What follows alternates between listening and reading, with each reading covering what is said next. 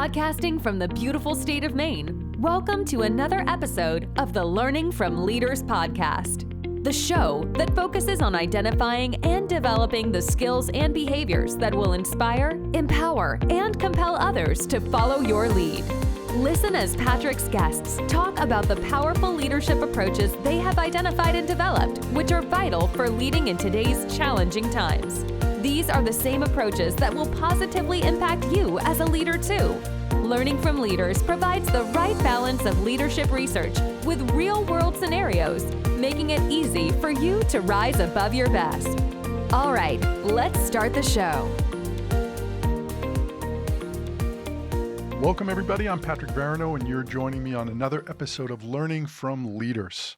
In today's episode, I thought as we're coming into 2021, and I know so many people are looking forward to 2021, and I thought we always talk about goals, setting goals, what are we going to do in 2021 personally. I thought I'd take a spin on this from the standpoint of what do we do to help other people in terms of setting their goals? Maybe it's people that report to us. That what are the things that we can do to help them in terms of setting their goals? And there are two things that I wanted to talk about, two different models. One is called the GROW model, and the other is a coaching model called SCARF. And I'm going to talk about an article that was published back in 2008, and it's an article that actually I love. And it's a model that I love because it is really based so much on how do you build trust. And it was written by a gentleman named David Rock. So what I'd like to do is first, let's talk about the GROW model, what's involved in that in terms of helping somebody to set goals. Maybe it's organizationally, maybe it's personal development that we're trying to help them with, but how do we do that? What are the steps that we can take for that to happen? And then after we look at that model, what are the ingredients or what are the behaviors that I may need to demonstrate or the other person that's achieving this goal or is set out for this goal may need to feel if they're really going to be fully motivated. So let's get into it. As I mentioned, first off, the GROW model is an acronym for a coaching model around goal setting. So first in the GROW model, the G stands for goal. And there's a worksheet that you'll be able to download for this that allows you to go through these steps. So as part of our goal, what do we want to accomplish? And then secondly, how will I know when it's achieved? So from there, we're going to move on to reality. That's the R in the GROW model. And the first question we can ask is, what's happening now in terms of the goal? So that we understand, where are we? And then secondly, how far away am I from the goal? So this really is about getting a pulse on where we are in the process on this. And is the goal realistic as well? The next is the O, and it's one of two O's in this GROW model. And the first one is obstacles. So what's standing in my way? Is it me? Is it other people? Is it lack of skills, knowledge, expertise, physical environment? Whatever that is. And I will stress in this model that what's standing in my way as perceptions. Other people are not standing in my way unless I allow them to. It's my perception of that. Just like lack of skills, lack of knowledge, lack of expertise, those are all perceptions. And possibly they're resources. I don't have enough time. I don't have enough money that we may look at as obstacles. But I will tell you that if we look at this in terms of resources, we will always be lacking on something. We really need to focus more on resourcefulness because we all have equal access to resourcefulness. Nobody has any more than anybody else. Some use it better, but nobody has more. That's not the same with resources, right? I mean, my bank account could be much bigger than somebody else's and much smaller than somebody else's. That's a fact. But resourcefulness is not something that one of us gets more or less of unless we choose it for ourselves. So the other O in this model is options. What options do I have to resolve the issues or obstacles? So what am I going to do about this? This is the resourcefulness. There's a question that I love by a gentleman named Michael Bunye Stanier. He wrote a book called The Coaching Habit. It's a great book. I would highly recommend reading it. But for this podcast, what I want to talk about as we're talking about options is a question that he has termed the awe question. And it stands for, and what else? And to me, that's resourcefulness when we have the awe question, because the lazy answer is oftentimes the first thing that we think about. But if we take that and then say, okay, and what else could we do? And we answer that and we say, and what else could we do? What we find is that where we thought we were limited in terms of the options that we had available to us, that when we practice this awe question or challenge ourselves with the awe question, we find that we've got a lot more options that are available to us in terms of solutions. Lastly, in this GROW model, we look at the W, which is the way forward or the will. Which option will I commit to? And this provides an opportunity for the individual or myself to say, what am I going to do now? What are my choices, or what is my choice that I'm going to move forward on this? And when we can follow this GROW model and help others, it helps them to refine where they want to go.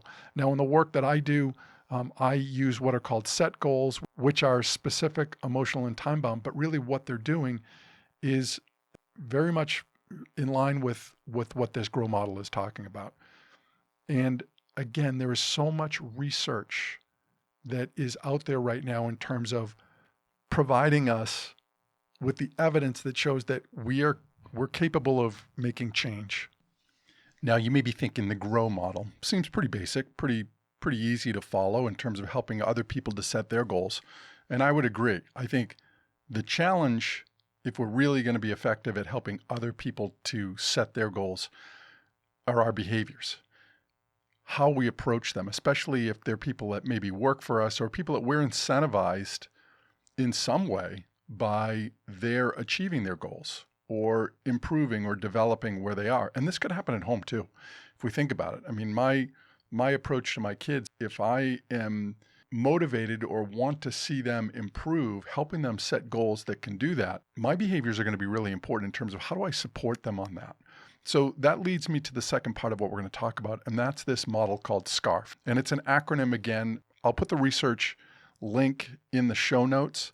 And the author on the piece of research that I'm going to present, the title of it is SCARF, a brain-based model for collaborating with and influencing others. And it was written by David Rock. He's the CEO of Results Coaching Systems International out of Sydney, Australia. And this is actually an older article. It's 2008, but I will tell you, I think this model is one that I don't use it directly as it's outlined here, but each of the pieces I use in my own work and have seen the benefit of this. So the whole idea behind the SCARF model, and I'm going to read a few sections directly from his research paper. He talks about social neuroscience exploring biological foundations and the way humans relate to each other and to themselves. It talks about really a diverse set of topics, which include theory of mind, the self, mindfulness, emotional regulation, attitudes, stereotyping, empathy, social pain, status, fairness, collaboration, connectedness, persuasion, morality, compassion, deception, trust, and goal pursuit. Boy, that's a lot. So it then goes on to say, from this diversity, two themes are emerging from social neuroscience. Firstly, that much of our motivation driving social behavior is governed by an overarching organizing principle of minimizing threat and maximizing reward. And I think that's really important to note there. Secondly, that several domains of social experience draw upon the same brain networks to maximize reward and minimize threat as the brain networks used for primary survival needs. In other words, social needs are treated in much the same way as the brain treats the need for food and water. So when we talk about the SCARF model involves 5 domains of human social experience: status, certainty, autonomy, relatedness, and fairness. And what happens is that in these 5 domains, they activate either a primary reward or a primary threat. Now, I talked earlier about the importance of our behaviors, right? We've set goals or helped people identify how to set an effective goal through that framework. Really, if we're going to support people and influence them to follow through on this, then these 5 domains. The first domain that we talk about is around status. And status is about relative importance, pecking order, seniority. Humans hold a representation of status in relation to others when in conversations. And this affects us in many different ways. And when we feel as though there is either a perception or a real reduction in our status, it has a negative impact on our ability to perform. And ways that we might see this in terms of goal setting or somebody's status is if we are micromanaging somebody or we're questioning the way that they're going to do something continually in a way that's negative, then we know that what this does is it has a negative impact on their ability to feel as though they're going to be able to do this. I can't tell you how many times I remember hearing organizations that I would work with that you would hear, oh, you're the entrepreneur of your territory. Treat it like it's your own business. And that when people tried to do things that might be outside of what was standard practice, they were always questioned on it or told that that idea wouldn't work. And what you do is you diminish somebody's ability to be able to make a change. Because I'm questioning, you know what, you can't, I want you to run this as your own business, but I really don't believe that you can. When relating this to the cables model that I talk about quite often in my work, there are 2 behaviors here that really can help to activate status. One is around appreciation. It's recognizing people for their contributions. That elevates status. But as well, we talk about belongingness, creating a sense of inclusion. When people feel as though they're part of the group, we also create status. And from there, we create psychological safety. And again, when we look at the power of these things, we know that when people feel as though they have psychological safety, their openness to maybe challenging directions in a positive way increases. And that generally benefits both the individual and the organization when that happens. So next we move on to certainty. And our brains look for patterns, for recognition. We don't like uncertainty. As much as people will say, oh, I love surprises, we love surprises that work in our favor. We don't like surprises that don't. I don't think anybody would say that if they went out to their vehicle and it wouldn't start, that they like that surprise. Doesn't work in their favor. We need certainty. So in relating it back to cables again, we can talk about this in terms of specifics, which is the last behavior in cables. And that really is around creating clear expectations. What do we need? What's expected of us?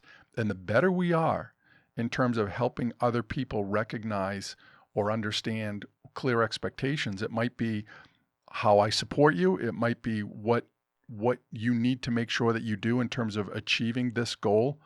The clearer that we can be in that, the better we're going to be in terms of satisfying that need for certainty. Next in the SCARF model is autonomy. When I see the word autonomy too, I immediately think to work that was done by Dan Pink in his book Drive around what motivates individuals. And there were really 3 things that he speaks about in his research that he has identified as the 3 main characteristics or things that are needed if we're going to motivate people. One is purpose, one is challenge or the ability to be developed, and the third is autonomy.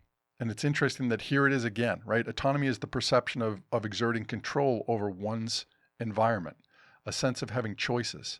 Now we can do this in a way in terms of helping other people to feel as though that they have options. How are they going to achieve what they want to achieve, and how can they do it? And so I'll go back again to what I said before of organizations that will say, you know, it's your business, run this territory as though it's your own business. But then every time somebody tries to do something that is outside of what is normally done, and I certainly am not talking about things that are unethical or go against company policy, then what you do is you limit that ability for the person to feel as though they have real autonomy in terms of what's going on. So one of the easiest ways for us to help in terms of creating autonomy or the sense that an individual feels as though they have autonomy is to ask them their opinions on things, how they think they can do something. It's a goal that we're going to hit. This is a milestone. How do you think that you can reach that effectively? When we do that, we really allow people to feel as though I'm in control of this. And it also has the benefit of being able to hold people accountable, because when they've said that they're going to do something, it's easier for me to go back and say, hey, listen, you mentioned to me that you were going to do this. This was the date you were going to have it by in terms of how you thought you could successfully do this. What happened? That's going to be a much more productive conversation than maybe somebody that I told them, this is what you're going to do and this is how it's going to be done. Because they could have resisted from the beginning thinking, this is not the way that I want to do it, or I would do it if I had the opportunity. And maybe their way is better. Oftentimes it probably is if they're closer to what the issues are than I am. Lastly, we talk about relatedness. And relatedness in some ways goes back to belongingness, right? Deciding whether we're part of the in or the out group. When we don't feel as though we're part of the in group, that we have connection there, then what we do is we become disengaged. Again, I will often talk in terms of teams and what makes the most successful teams. And there are three vital themes that tend to come up within teams. Is one, that they support each other. The other is they challenge each other. And the last is that they celebrate each other. And in relatedness, this idea of inclusion, this really hits on support, that we need to be there for each other. From a behavior standpoint, when we talk about cables, it's about belongingness, that we create belongingness, that we're in this together. So if I'm trying to help somebody as they set their goals, then I need to make sure that they recognize that I'm invested in this with them, that I will support them on this. Because when I do that, I know that their ability to follow through and get things done is going to be much greater. Lastly, in this SCARF model, we talk about fairness. And fairness is an interesting one. Again, if I look toward cables, it's about congruence, right? Do I walk the talk? Is what I say and what I do the same? And if individuals feel as though they're being held to separate standards than other people on the team, then you're going to lack fairness. And if you lack fairness, you're going to see either disengagement or you're going to see engagement in ways that are unproductive through disruptive behaviors or maybe other types of more serious aggression. But you're certainly going to experience a negative effect when there's a lack of fairness. And again, from a cable standpoint, we're right into congruence. Is what I say and what I do the same thing? Am I consistent in terms of how I treat other people on the team? And when we're not, there's going to be a sense that there's lack of fairness. One person gets treated better than another. One person gets held to different standards than another. They get away with stuff that another person doesn't get away with. One person is held to higher standards, which seems unfair. When we don't have fairness, we don't have trust. And when we don't have trust, it's very hard to influence people to follow in a direction that we're asking them to go. So as you can see here in this model SCARF, status is about relative importance to others. Certainty concerns being able to predict the future. Autonomy provides a sense of control over events. Relatedness is a sense of safety with others, of a friend rather than a foe, right? Inclusion. And fairness is a perception that there are, as David Rock suggests, fair exchanges between people. And when we're able to activate all 5 of these domains, which is through our behaviors, then we activate a primary reward rather than a threat with individuals. People don't feel threatened by us when we're behaving these ways. They connect with us more, we build more trust, and we're able to challenge each other more to reach where we're going to go. We support, we challenge, and we celebrate. All 3 of those things take place when we demonstrate the 5 domains of SCARF. So I hope you found this helpful. As we come into 2021, you might be thinking, this is the perfect opportunity for me to try and help this individual set the goals and then support them. This approach between GROW and SCARF allows us to do all 3 of these: support, challenge, and celebrate. for all the success that we'll see in 2021. I hope you found this helpful. We have so much opportunity here in terms of helping one another to rise above our best. And I look forward to sharing many more episodes through 2021 on how we can become better. Peace. Thanks so much for listening to this episode of the Learning from Leaders podcast. If you've enjoyed the show, please feel free to rate, review, and subscribe on your preferred podcast listening platform. We really appreciate that effort. Until next time, keep rising above your best as a leader.